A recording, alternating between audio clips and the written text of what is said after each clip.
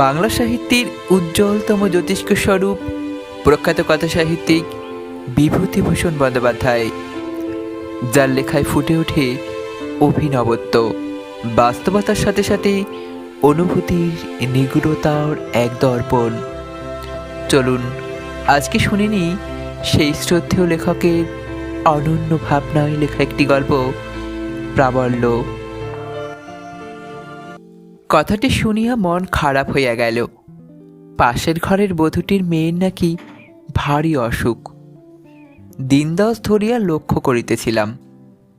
তাহার অনিন্দ সুন্দর হাস্যমুখর মুখখানি দুর্ভাবনার ছায়াপাতে ম্লান হইয়াছে। তাহার অনর্গল কলকণ্ঠ ক্ষান্ত হইয়াছে।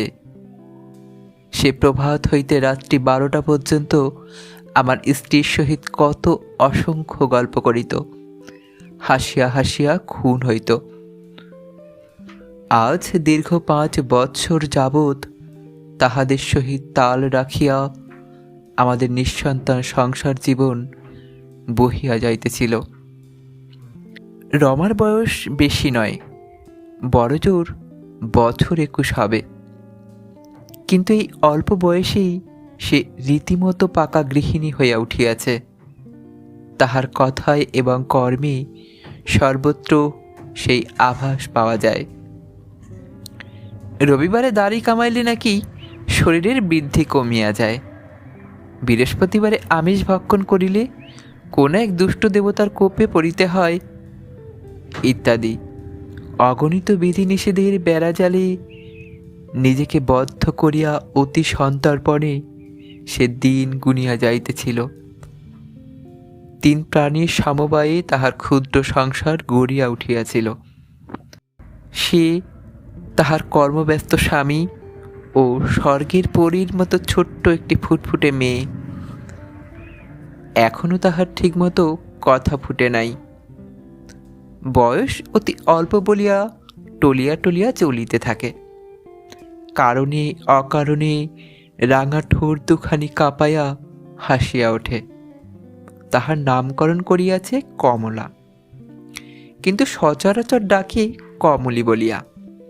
আমার স্ত্রী বন্ধা, সে কমলাকে বড় ভালোবাসে। অষ্টপ্রহর তাহাকে কাছে কাছে রাখিয়া দেয়। তাহাকে খাওয়ানো, স্নান করানো, সমস্ত খুঁটিনাটির ভার আমার স্ত্রী স্বেচ্ছায় গ্রহণ করিয়াছে। সারাদিন সে আমাদের ঘরেই থাকে। রাত্রে তাহার মা আসিয়া ডাকে, কমলি কোথায় দিদি? স্ত্রী কহিল, ঘুমোচ্ছে ভাই। রমা বলিল, রাতেও রেখে দেবে নাকি?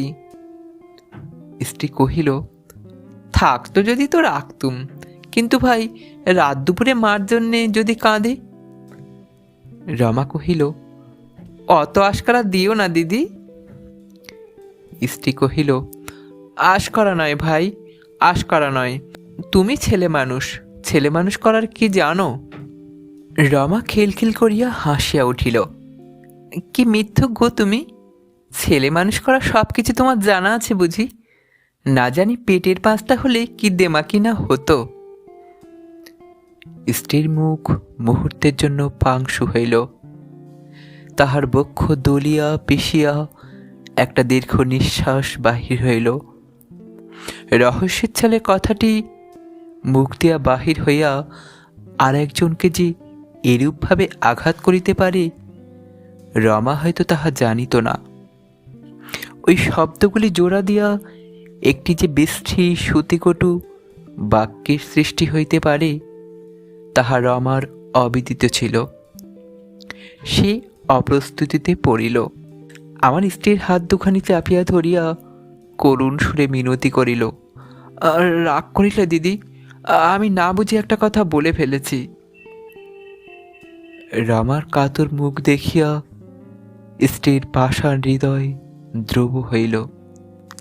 সে ঠোঁটের ফাঁকে হাসি আনিয়া কহিল, ও মা, কি এমন মন্দ কথা বলেছ ভাই? ও আমার বরাত। তবে কি জানো, মেয়েটা আমায় একেবারে আষ্টে পিষ্টে বেঁধে ফেলেছে। রমা কহিল, ওর মা যে কে তাইও ভালো করে বুঝতে পারে না। আর জন্মে তুমি ওর মা ছিলে নিশ্চয়। স্ত্রী কহিল, মায়েরই বলছি, বিচ্ছেদ যদি আমাদের মধ্যে কখনো হয় তো তোমার আমার সঙ্গেই হবে। কমলি যেন তার মধ্যে জড়িয়ে না পড়ে। ও যেখানে খুশি থাকবে। রমা হাসিতে লাগিল, বলিল, এখন থেকে অত ভাবনা নেই তোমার দিদি, দেখে নিও ও ঠিক তোমার কাছেই থাকবে। স্ত্রী কহিল, ওকে দুদণ্ড না দেখতে পেলে আমার বুকের ভিতরটা কেমন কেমন করে। আশ্চর্য হইয়া গেলাম।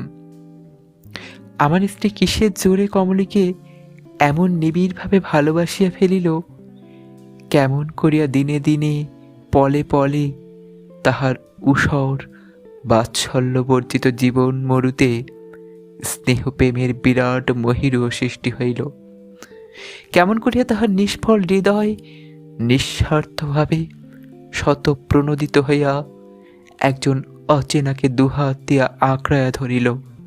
সত্য কথা বলিতে কি, আমার স্ত্রী কমলিকে তাহার জননীর চেয়ে বেশি ভালোবাসিত বলিয়া বোধ হইত।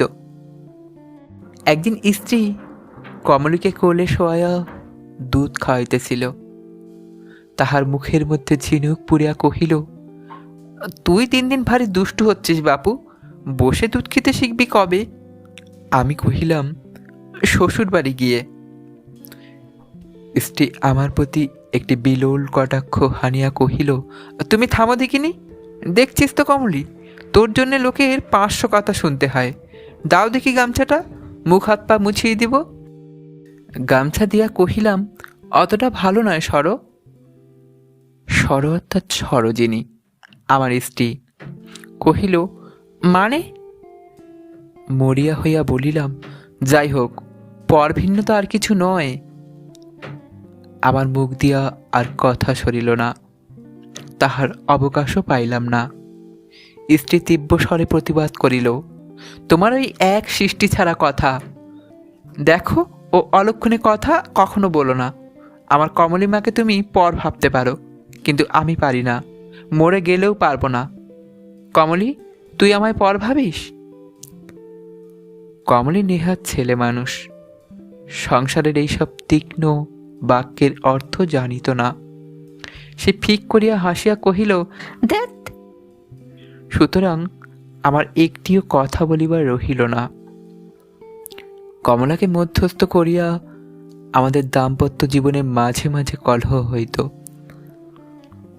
আজ তাহার খেলনা চাই, কাল তাহার পোশাক চাই, তারপর দিন জুতো চাই। এই অসংখ্য অভাব অভিযোগ পূরণ করিতে করিতে আমি অস্থির হইয়া উঠিতাম।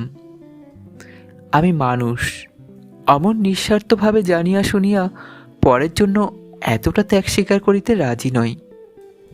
স্ত্রী কহিত, তোমার হাত দিয়া যদি জল গলে। আমি কহিলাম, যেন জন্মে জন্মে না গলে। স্ত্রী কহিল, ছি ছি, লোকে বলবে কি? কহিলাম, যেন বেচারা কাক কোকিলের ডিমে তা দেয়। আসলে আমি কমলিকে আদৌ সুনজরে দেখিতাম না। এহেন কমলির নাকি অসুখ, অসুখ নাকি সহজ নয়, কারণ ডাক্তার পর্যন্ত মুখ ঘুরাইয়া গিয়াছে। তাহাকে নাকি আরো আগেই দেখানো উচিত ছিল। আমি আশ্চর্য হইয়া কহিলাম, বলো কি, আগে তো শুনিনি। বিশুষ্ক মুখে স্ত্রী কহিল, মা আবাগে কি বলেছে সে কথা? আমি কহিলাম, বড়ই দুঃসংবাদ। স্ত্রী যুক্ত হস্ত ললাটে ঠেকায়া কহিল, মা মঙ্গলচণ্ডী, তুমি আমার বাচ্চাকে ভালো করে দাও মা। ব্যস্তভাবে বাজারের থলি খুঁজিতে খুঁজিতে কহিলাম, বাজার থেকে আজ কি আসবে বলো তো? স্ত্রী কহিল, আজ আর বাজারে গিয়ে কাজ নেই, তুমি বরং দুটো চিড়ে মুরগি খেয়ে আজ আপিস যাও। কহিলাম, আর তুমি? স্ত্রী কহিল, আমার কথা আমি ভাবব। অগত্যা ফলার খাইয়া সেদিন যথাসময়ে আপিসে হাজির হইলাম। যাহা হোক, সেখানে তো আর স্নেহ মমতার বালাই নাই। সেখানে স্ত্রীর ন্যায় আবদার খাটিবে না। আত্মীয় স্বজনহীন, শূন্য প্রাণহীন, কর্মমুখর আপিস। কমলীর অসুখ আঁকাবাঁকা পথে মোড় ঘুরিতে ঘুরিতে আগাইয়া চলিল। আমার স্ত্রীর মন সংসার আর বসিল না কিছুতেই। ভাত গলে না, কিংবা গলিয়া যায় অত্যন্ত। তরকারিতে ঝাল বেশি হয়, কিংবা ঝালই হয় না। হয়তো নুন বেশি হয়, কিংবা আদৌ হয় না। স্ত্রীর তো ঠিকমতো খাওয়াই হয় না। প্রাণ ধারণের জন্য ওই যে দুবেলা দুটো দাঁতে কাটা। রাত্রি দিন সে অক্লান্তভাবে কমলীর সেবা করিতে লাগিল। আমি একদিন কহিলাম, শেষকালে তুমিও কি পড়বে? স্ত্রী উদাস কণ্ঠে কহিল, জানি না। বলিলাম, জানি না নয়, অমনি করে মিছিমিছি নিজের বিপদ ডেকে এনো না। স্ত্রী দীর্ঘ নিঃশ্বাস ত্যাগ করিয়া কহিল, কি পাষাণ গো তুমি। সুতরাং সেইখানেই সে প্রসঙ্গ চাপা পড়িয়া গেল। সেদিন রবিবার বিকেলবেলা স্ত্রী কহিল, আমি উনুনে আগুন দিচ্ছি, কোথাও যেও না যেন, সকাল সকাল আজ খেয়ে নাও। প্রশ্ন করিলাম, কেন? স্ত্রীর গণ্ড বাহিয়া মুক্তার ন্যায় অশ্রুকণা ঝরিতে লাগিল। ভাঙা ভাঙা সুরে সে কহিল, কি জানো, আজ যেন মেয়েটাকে ভালো বুঝছি না। সত্যি আমার হাত পা অবশ হয়ে গেছে, কোনো কাজ ভালো লাগছে না। সন্ধ্যার পরেই খাইতে বসিলাম। অর্ধেক খাওয়া হইয়াছে। এমন সময় পাশের ঘরে রমা চিৎকার করিয়া উঠিল, ওরে কমলা রে, তুই কোথায় গেলি রে? সেই বিচ্ছেদ বেদনা বিধুর ক্রন্দন শব্দে আকাশ বাতাস রিরি করিয়া উঠিল। স্ত্রী কাঁদিয়া উঠিল। তাহার হাত হইতে ভাতের থালা পড়িয়া গেল। সে জড়িত কণ্ঠে কহিল, পাতের গলায় একটু জল দাও। আমি স্ত্রীর কথা পালন করিয়া উঠিয়া পড়িলাম। স্ত্রী কহিল, ও কি, খেলে না যে বড়? বলিলাম, পাষাণ গলে গেছে।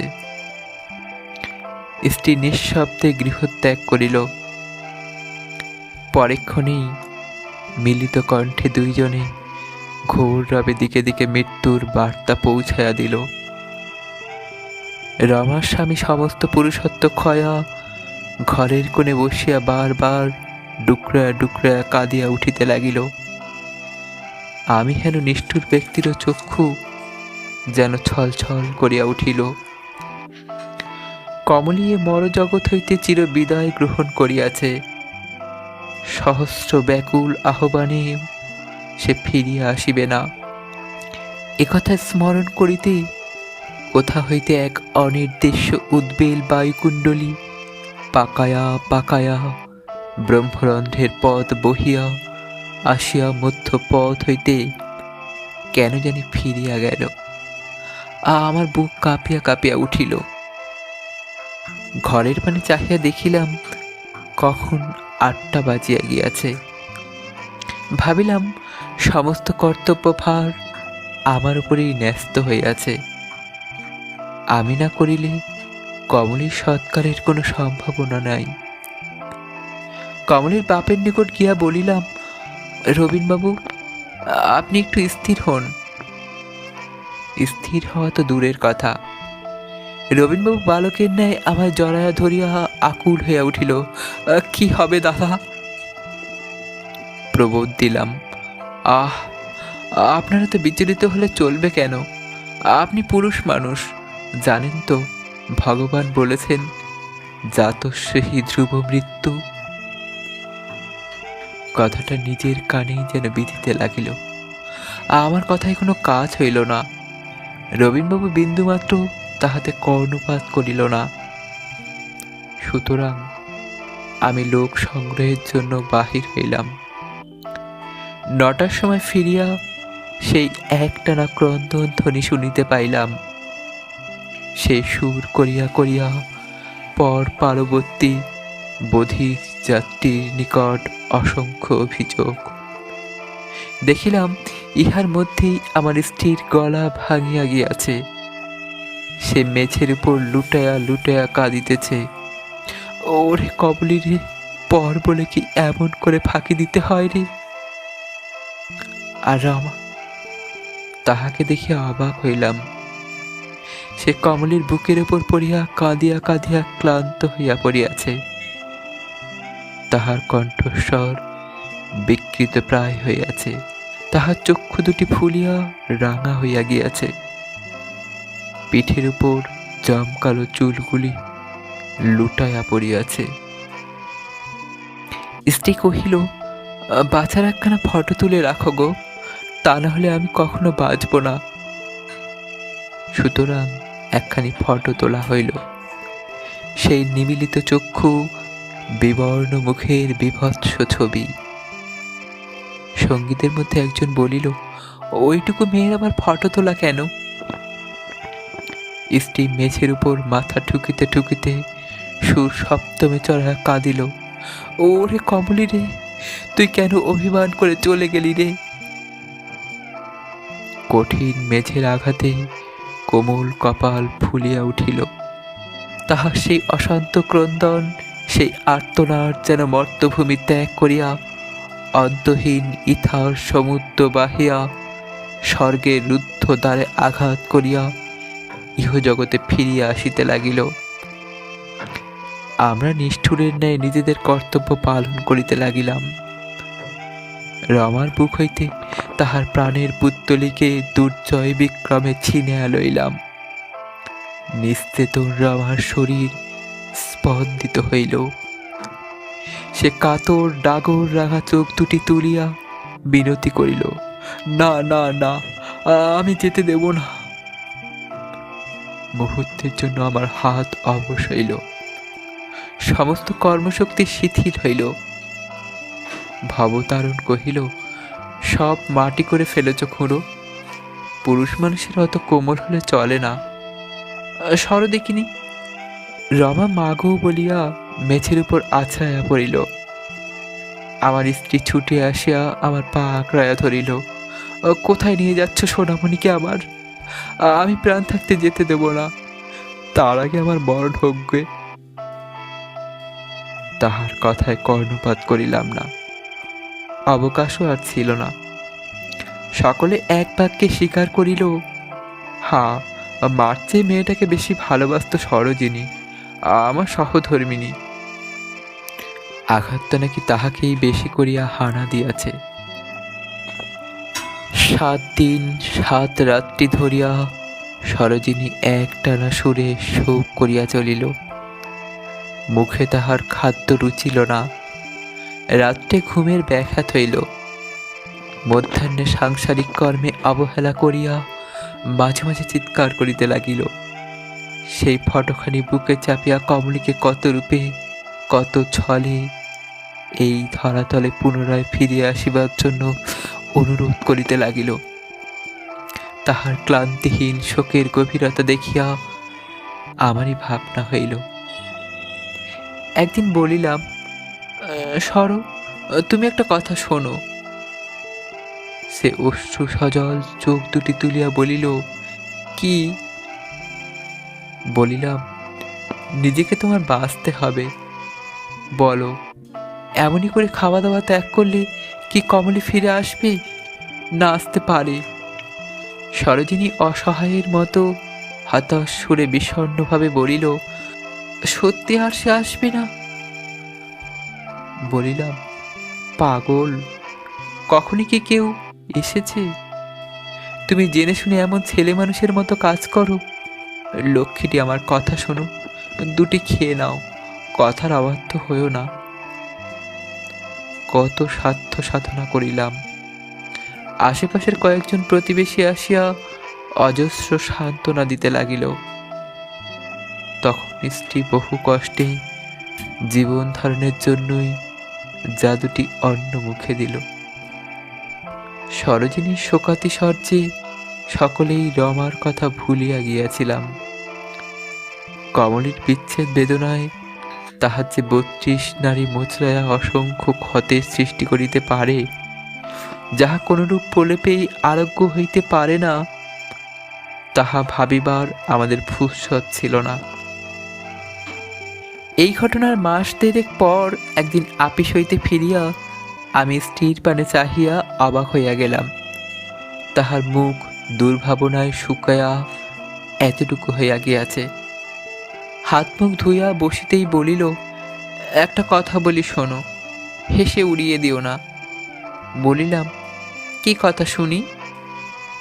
সরোজিনী অবিচলিত কণ্ঠে কহিল, আর একটা বাড়ি দেখো, এ বাড়িতে আর একদণ্ড থাকতে পারবো না, মায়েরই বলছি। কথাটা আমার হৃদয়ের অন্তঃস্থলে প্রবেশ করিল। বাড়ি বদল সহজ ব্যাপার নয় কোনো মতেই। 5 বৎসর নির্বিঘ্নে অনড় অবস্থায় এইখানের আমাদের সন্নিকটে দুটি পরিবারের স্নেহবন্ধনে দিন যাপন করিতেছিলাম। আজ অকস্মাৎ সেই সুগঠিত পরিপাটি নীড় ভাঙিবার আদেশ হইল। দুর্বাসার অভিশাপ বোধ হয় এ আদেশের সহিত তুলনীয় হয় না। বিচলিত চিত্তে কহিলাম, অপরাধ? স্ত্রী তখন বিশদভাবে অপরাধ ব্যাখ্যা করিল।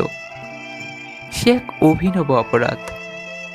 কেন জানি না, রমা কমলীর ব্যবহৃত বিছানাগুলি সংগ্রহ করিয়া রাখিয়াছে। সেই বিছানার উপর শুইয়া কমলী নাকি নিশ্চিন্তে আরামে দেহত্যাগ করিয়াছিল। সরোজিনী তাহা সচক্ষে দেখিয়াছে, এমনকি ফটোতে পর্যন্ত তাহার ছবি উঠিয়াছে। রমা সেই বিছানাগুলি প্রতিদিন নাড়িয়া নাড়িয়া কারণে অকারণে কাঁদিতে থাকে। সেগুলিকে সযত্নে পবিত্রভাবে বাক্সের মধ্যে তুলিয়া রাখিয়াছে। স্ত্রী কহিল, সত্যি বাপু, ও আমি কখনো সহ্য করতে পারবো না। সৃষ্টি রিরি করছে, একটু বাজে বিচার নেই। আমার ঠাকুর রয়েছে, দেবতা রয়েছে, তোমার দুটি পায়ে পড়ি, আজই তুমি বাড়ি ঠিক করে এসো। কথাটি শুনিতে বা বলিতে খুব সহজ। কহিলাম, রমারা কি মনে করবে সরো? সরোজিনী বলিল, তাই বলে তো আমি ইহপরকাল খোয়াতে পারি না। জেনে শুনে পাপ করি কি করে বলো? বলিলাম, কমলীকে তুমি না রমার চেয়ে বেশি ভালোবাসো? 2.5 টাকা দিয়ে তো ফটো তুললে। সরোজিনী কাঁদিয়া ফেলিল, বলিল, ওগো দোহাই তোমার, আর দগ্ধে মেরো না। এই নাও কমলীর ফটো। বেঁচে থাকতে তো একদিনও বাচ্চাকে আমার একটু ভালোবাসুনি, মরে গিয়েও তার রেহাই নেই। কথা শেষে সে কমলীর ফটোখানি নিয়ে ছুঁড়িয়া ফেলিয়া দিল।